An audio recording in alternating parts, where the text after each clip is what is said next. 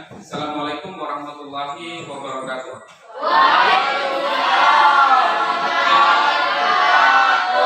Selamat pagi. Bagaimana kabar hari ini?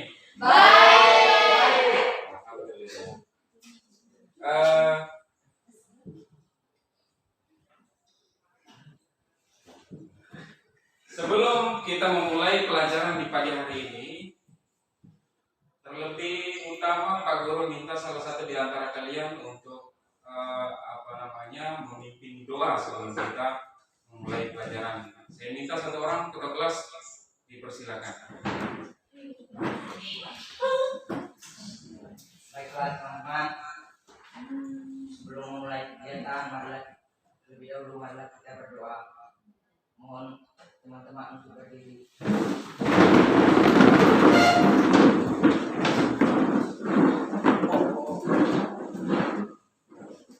Saya berdoa ini berdoa mulai.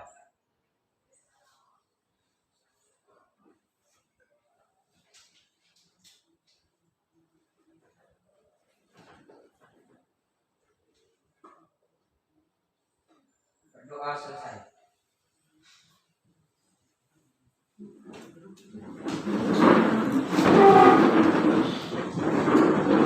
Ya, baik. Apa yang barusan dipimpin oleh teman kalian dalam memimpin doa di pagi hari ini, dalam sebelum kita melaksanakan aktivitas belajar mengajar, mudah-mudahan dalam proses sampai dengan selesai nanti apa yang kita dapatkan hari ini mudah-mudahan menjadi catatan amal ibadah buat kita nantinya. Baiklah anak-anak sekalian, sebelum kita memulai pelajaran hari ini, terlebih Pak Guru akan mengecek kehadiran kalian, ya? Ya.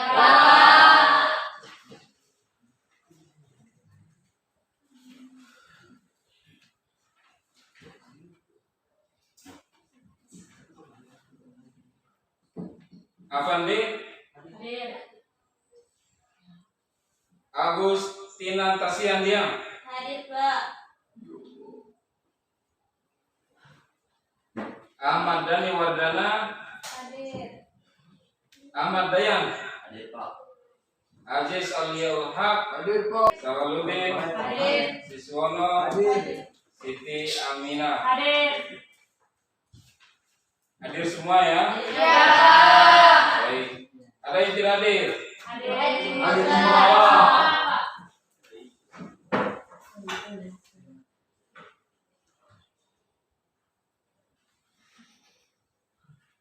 Baiklah anak-anak sekalian, sebelum kita memulai pelajaran hari ini, Pak Guru akan menyampaikan tujuan pembelajaran kita pada pertemuan kali ini. Jadi tujuan pembelajaran kita diharapkan peserta didik mampu mengaplikasikan, menerapkan materi berpikir komputasional dalam kehidupan sehari-hari, ya. Kemudian selanjutnya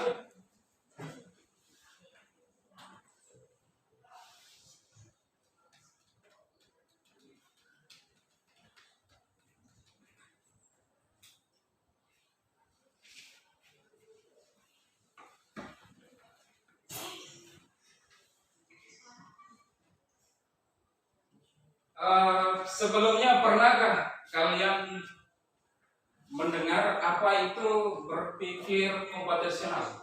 Ada yang bisa jawab? Saya, Pak. Ya, silakan. Berpikir komputasional juga dapat diartikan sebagai konsep tentang cara menemukan dan menyelesaikan masalah yang ada di sekitar. Baik, ada lagi yang lain? Ya, silakan. Berpikir komputasional adalah metode menyelesaikan persoalan dengan menerapkan teknik ilmu komputer. Ya. Satu lagi Pak Guru minta ada? Ya, silakan. Berpikir komputasional adalah teknik menyelesaikan persoalan dalam kehidupan sehari-hari. Baik, anak-anak sekalian, apa yang dijelaskan oleh teman kalian itu adalah bagian dari artikulasi atau definisi daripada berpikir secara Komputasional.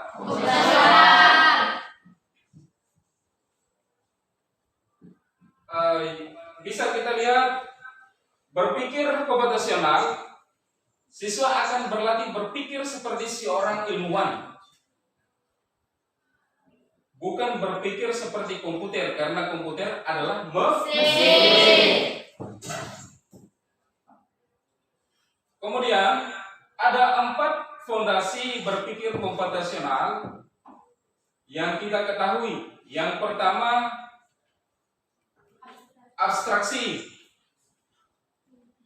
Berpikir komputasional yang dikenal dalam ilmu informatika yaitu abstraksi, algoritma, dekomposisi, dan pola yang sangat mendasar dan secara garis besar dijelaskan. Yang pertama, abstraksi. Ada yang tahu apa itu abstraksi? Saya Pak. Ya, silakan. Yaitu menjadikan bagian penting dari suatu permasalahan dan mengabaikan yang tidak penting sehingga Baik. memudahkan fokus pada solusi. Baik. Jadi abstraksi yaitu menyarikan bagian penting dari suatu permasalahan dan mengabaikan yang tidak penting sehingga memudahkan fokus kepada solusi. Jadi ada masalah, kemudian masalah ini kita libatkan sebuah cara untuk menyelesaikannya. Dimulai dari kenapa masalah itu ada, kemudian teknik apa yang kita gunakan dan bagaimana solusinya. Jadi begitu, oke?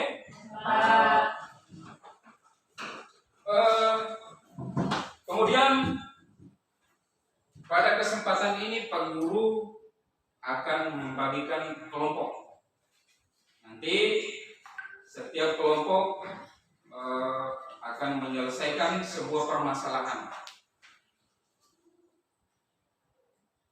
Kalau sudah selesaikan permasalahannya, diidentifikasi masalah, kemudian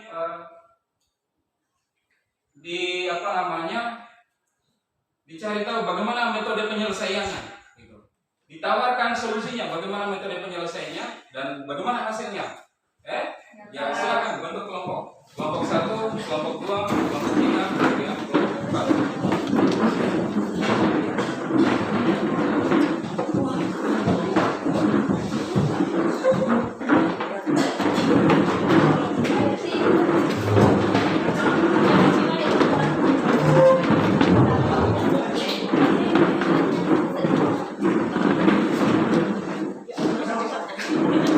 Pak Guru akan membagikan LKPD-nya ya.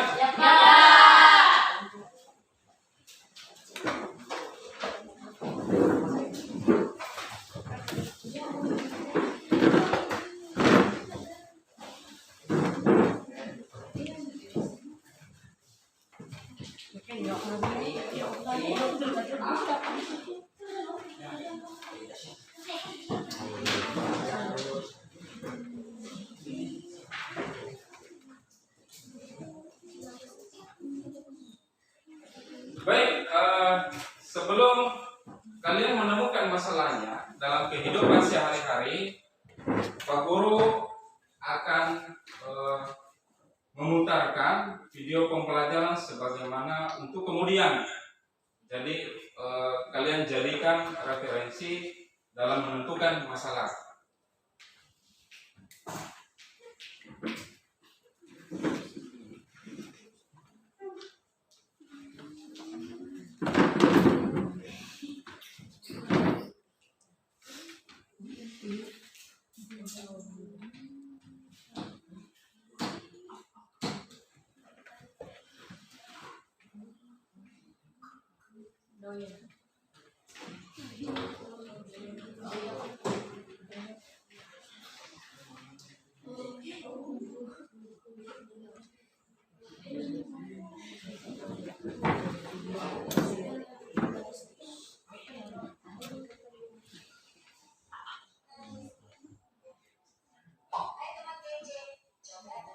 Ya, silakan disimak videonya.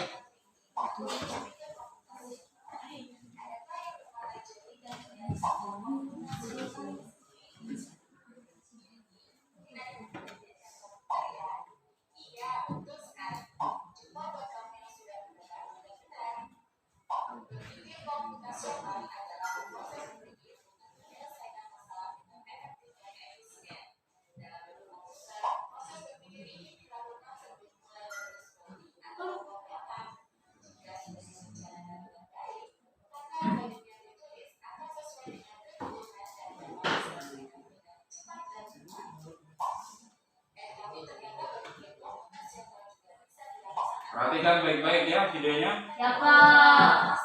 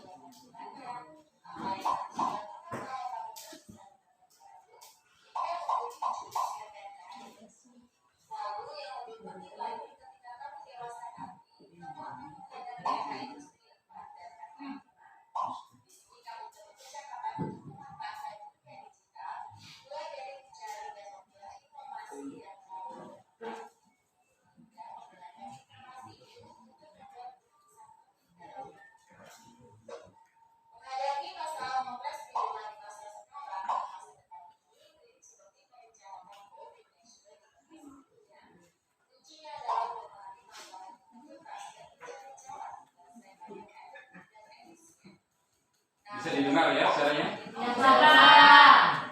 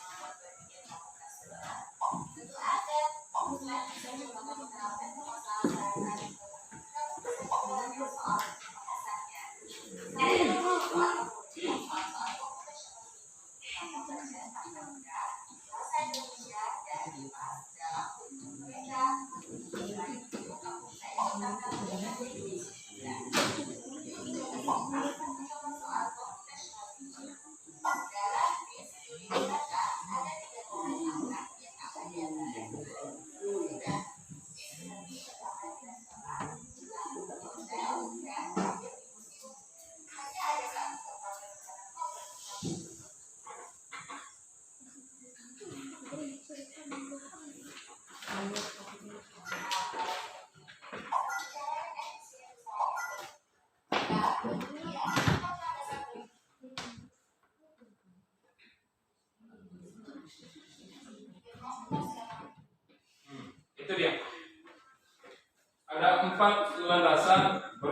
Komputasional. Yang pertama dekomposisi, yang kedua abstraksi, dan yang ketiga dan yang keempat itu dekomposisi, membagi masalah kompleks jadi bagian-bagian kecil. Lalu kemudian abstraksi, fokus pada informasi yang penting saja. Dan pengenalan itu adalah bagaimana teknik untuk kelola masalah. Dan yang ketiga adalah algoritma adalah sebuah teknik untuk menyelesaikan suatu masalah. Kemudian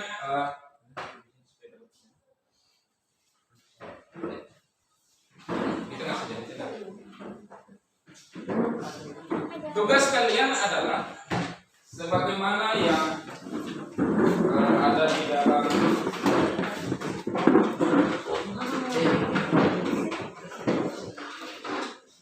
di LKPD-nya itu.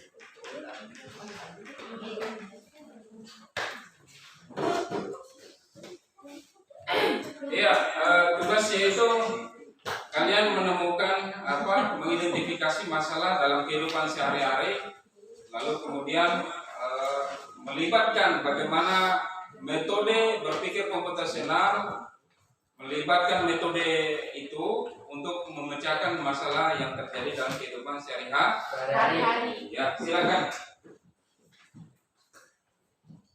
Kemudian setelah kalian menentukan masalahnya, nanti di presentasi di depan kelompok lain yang akan mengajukan pertanyaan. Iya, Pak. Silakan.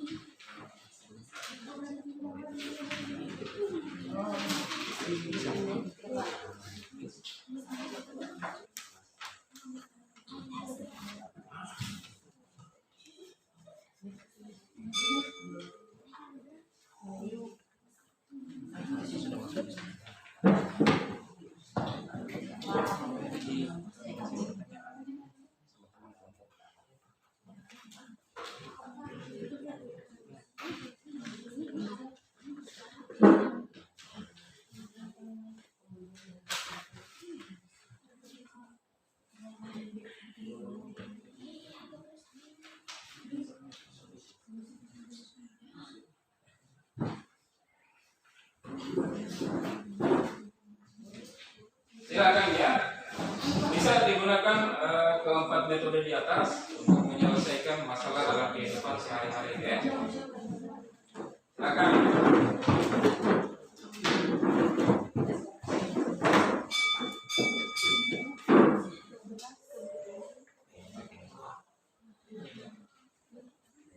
Nanti hasil dari diskusinya dipresentasikan di depan, lalu kelompok lain diberi kesempatan untuk bertanya. Silakan.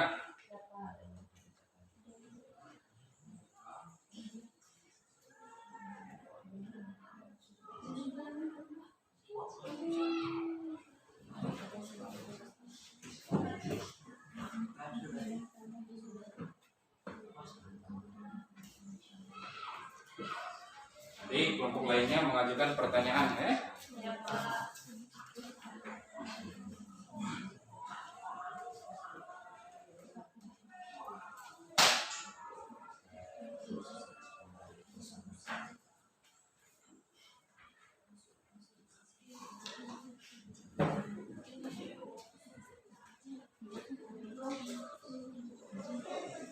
Ada yang sudah? Belum, Pak. Baik, lanjut.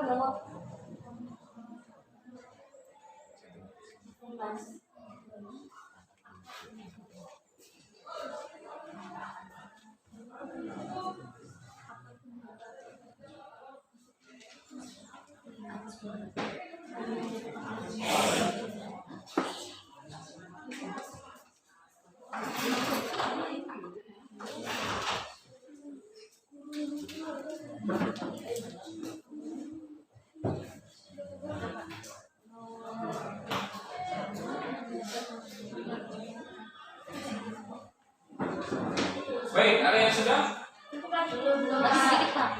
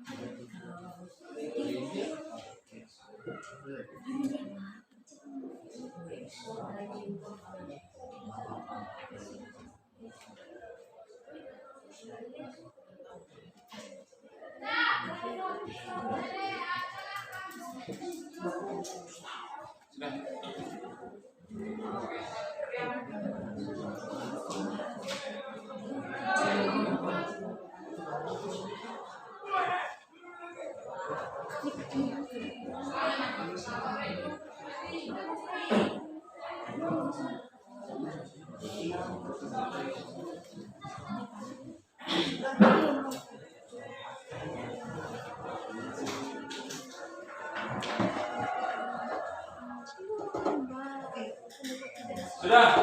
Ya Pak. Baik, kalau sudah silakan dipresentasikan di depan kelas. Silakan maju ke depan, bawa dari kursi. Ya.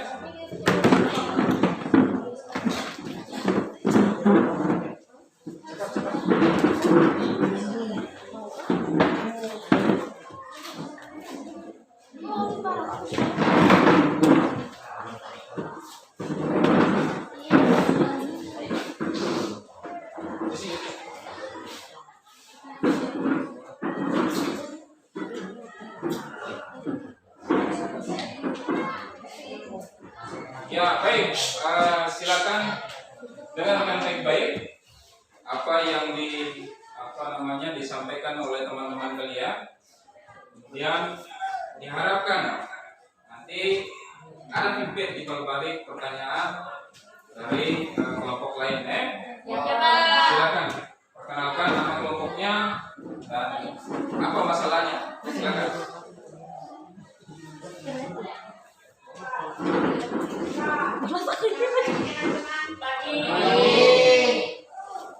Silakan kami dari Komisi 1 yang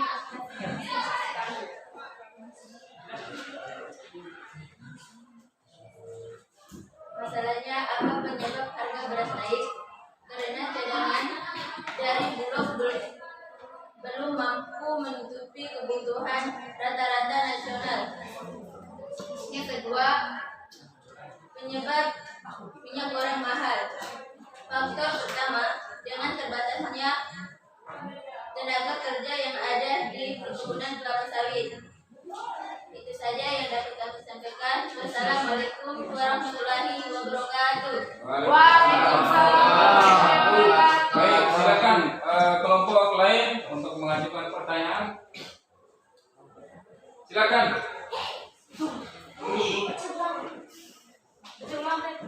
Ya, diulang.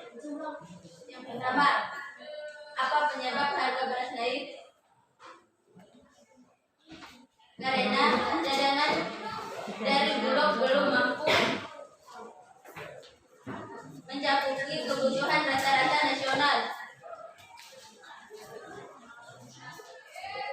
Yang kedua, penyebab minyak goreng mahal dikarenakan faktor pertama adalah terbatasnya tenaga kerja yang ada di pelabuhan kelapa sawit. Sudah. Ya, silakan. Bagaimana solusinya terkait kedua masalah tersebut?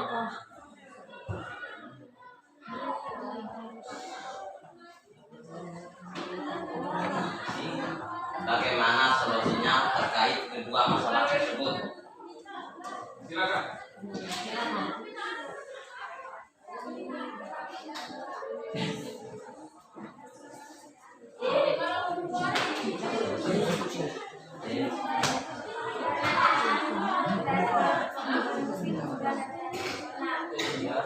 Ya, itu jawabannya karena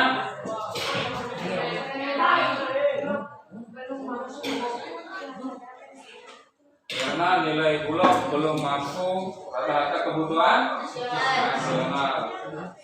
Baik, itu silakan beri aplaus kepada kelompok 1.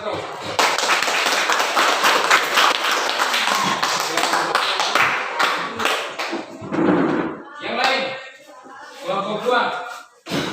Silakan. Kelompok 2, silakan.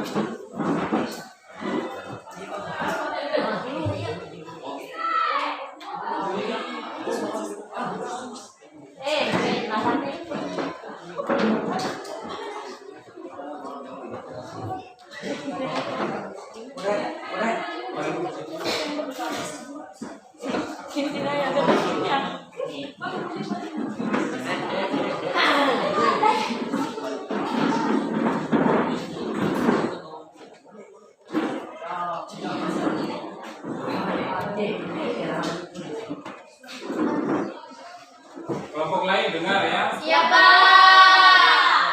Teman-temannya nanti silakan disanggah. Silakan. Assalamualaikum warahmatullahi wabarakatuh. Waalaikumsalam warahmatullahi wabarakatuh. Perkenalkan, nama saya Ibu Nurjani. Kami dari kelompok 2 menginformasikan masing-masing kelompok kami masalah dalam kehidupan sehari-hari. Misalnya masalah kenaikan harga bawang merah naik. Solusinya yang pertama dengan cara adanya kebijakan fiskal khusus ekspor dan impor pangan. Yang kedua, pemerintah juga harus melakukan controlling atau memastikan pasokan pangan di dalam negeri bisa memenuhi pemerintahan nasional. Sudah. Ulang, Pak.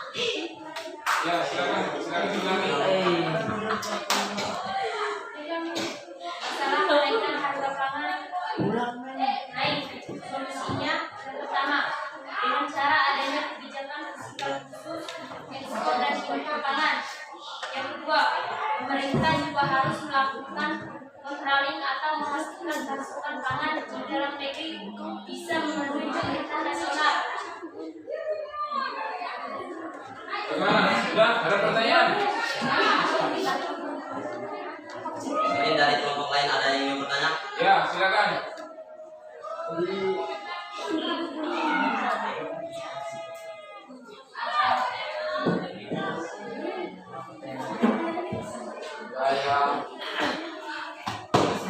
Ya, silakan.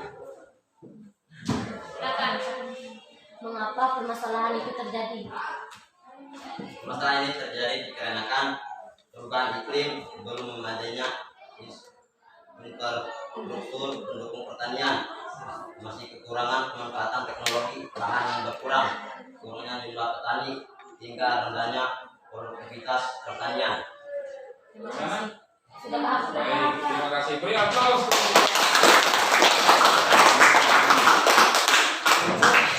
Ayo, mau tiga. Halo, Bang.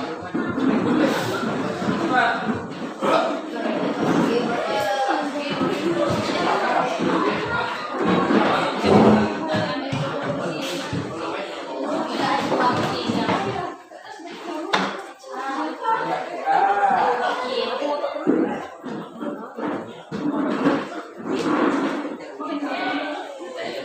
Assalamualaikum teman-teman. Kami dari kelompok 3 akan presentasikan hasil diskusi kami. Pembelian harga sembako naik karena ekspor dan impor pangan terbatas. Bagaimana cara mengatasinya? Strategi yang dapat dilakukan pemerintah dalam mengatasi kenaikan harga bahan pangan yaitu dengan cara adanya kebijakan fiskal khusus ekspor dan impor pangan. Pemerintah juga harus melakukan controlling atau memastikan pasokan pangan di dalam negeri bisa memenuhi kebutuhan nasional. Teman-teman, ada yang mau bertanya? Ya, silakan kelompok lain yang mau bertanya.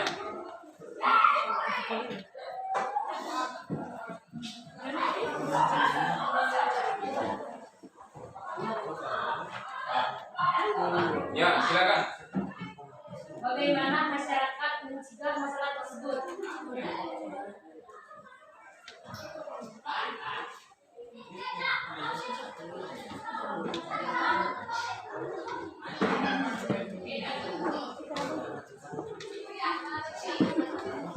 Bagaimana masyarakat mencegah hal tersebut?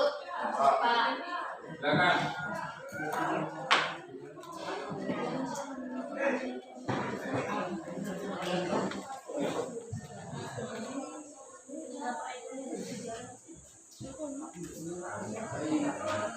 Strategi yang dapat dilakukan masyarakat dalam mengatasi Dengar baik. bahan pangan dengan cara adanya kebijakan fiskal khusus ekspor dan impor pangan. Bagaimana? Benar. Ya, beri aplaus ke kelompok 3.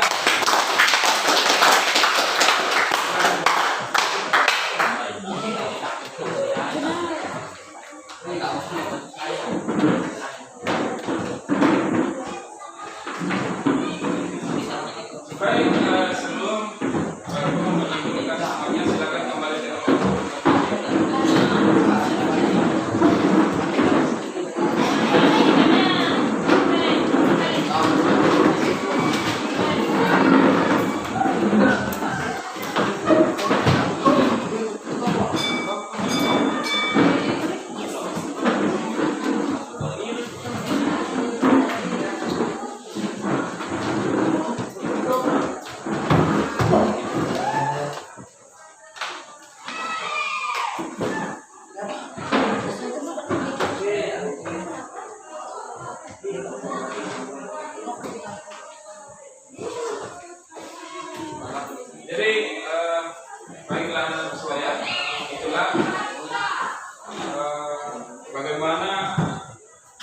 supaya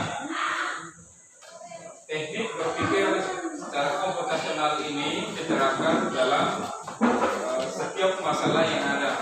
Di dalam kehidupan sehari-hari banyak masalah yang kemudian menjadi dan harus kita selesaikan dengan teknik dan metode yang sebagaimana diuraikan dalam berpikir secara Komputasional.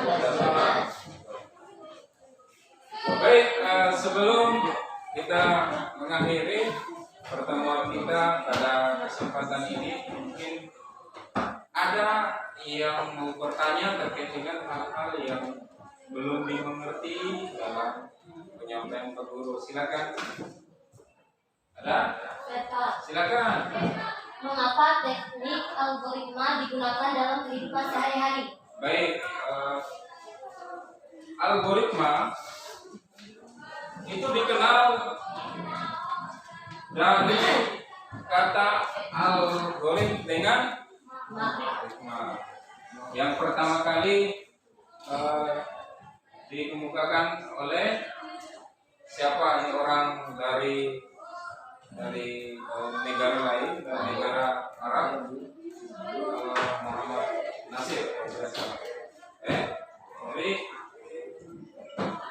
teknik algoritma itu adalah sebuah teknik untuk menyelesaikan masalah, di mana ada masalah, kemudian melibatkan teknik algoritma untuk menyelesaikan sebuah masalah.